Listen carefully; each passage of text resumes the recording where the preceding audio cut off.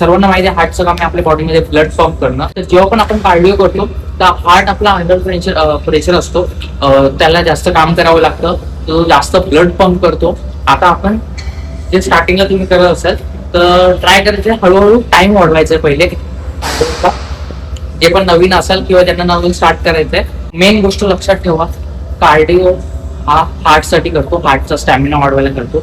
त्याचा side benefit हा भेटतो की त्याच्यात फॅट लॉस होतो. तर थोडे रूल लागू होतात त्याच्यात पण, की असं नाही तुम्ही जेवढा पण कार्डिओ कराल फॅट लॉसच होईल. एका लिमिट नंतर बॉडी फॅट सोडत नाही, बॉडी मसल सॅक्रिफाईस करते, म्हणजे मसल लूज करायला स्टार्ट करते. तर एक्सरसाइज कार्डिओ पण नाही करायचा आहे, लिमिटमध्ये करायचं. तर किती करायचा, तर हळूहळू तुम्ही 10-15 मिनिटापासून स्टार्ट करू शकता. तो 1 तासापर्यंत न्यायचा आहे नॉर्मल, आधी टाइम अचीव करायचा आहे 1 तासाचा. आणि त्याच्यानंतर तुम्ही इंटेन्सिटी वाढू शकता. डायरेक्टली इंटेन्सिटी वाढवायला जाऊ नका. पहिलेच दिवस आहे आणि 1 तास केलाय फास्ट कार्डिओ, HIIT काही जण करतात नेटवर बघून. हाय इंटेन्सिटी इंटरव्हल ट्रेनिंग बोलतात त्याला. तर डायरेक्टली तुम्हाला हाय लेवलचा एक कार्डिओ करायचा नाहीये.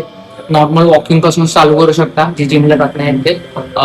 आणि जे जिमला जातात ते ट्रेडमिल, सायकलिंग, इलेक्ट्रिकल इकडनं स्टार्ट करून नंतर मग ज्या हाय इंटेन्सिटी वाले एक्सरसाइज आहेत त्या ऍड करायचे, डायरेक्टली करायचे नाहीयेत.